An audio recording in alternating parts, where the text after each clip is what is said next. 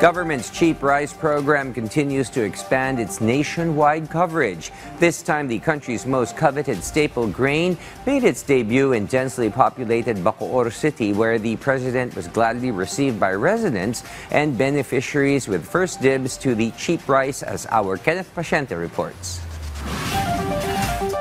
Juliet usually buys 50 peso rice for their daily needs, but she said it's a burden on their budget. Sa mahal po ng mga bilihin ngayon, halos sa isang araw gumagastos kami ng 300, minsan 400.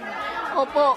Ano lang po yun, bigas, ulam, tsaka pagkain, baon po ng mga bata. That's why she went early to Zapote Public Market in Bacoor, Cavite. The Benteng Bigas Meron Na program was launched today in the city, led by President Ferdinand R. Marcos Jr. As early as morning, target beneficiaries such as senior citizens, persons with disabilities, 4-piece beneficiaries, and solo parents lined up for the event. The President himself distributed rice to the beneficiaries. Alinsunod ito sa pangako ng Pangulo na palawakin pa ang sakop ng 20 pesos rice program ng administrasyon. Diin ang Pangulo, hangad ng gobyerno na magkaroon ng sapat na pagkain sa hapagkainan ng bawat Pilipino. This is a big help for them, including Juliet. 10 kilos, 200 only. Napakalaking tipid. So magagamit mo yung ibang budget mo sa ibang bagay? Opo, pambili ng mga ulam, ganon, pamasahe ng mga bata, baon.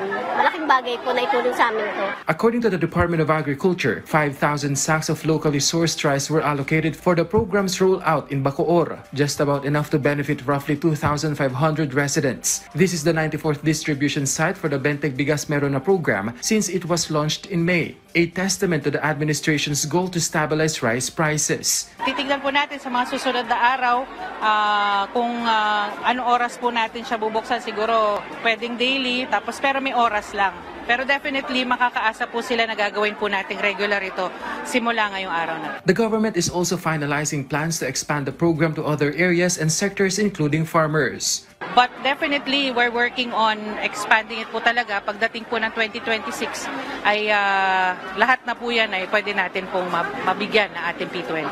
As the program enters Phase 2 this month, it aims to cover neighboring provinces of Metro Manila, including Region 4A and other LGUs in Visayas and Mindanao. According to DA data from May 13 to June 30, over 100,000 families from Luzon and Visayas were able to buy around 804,000 kilos of rice under the program.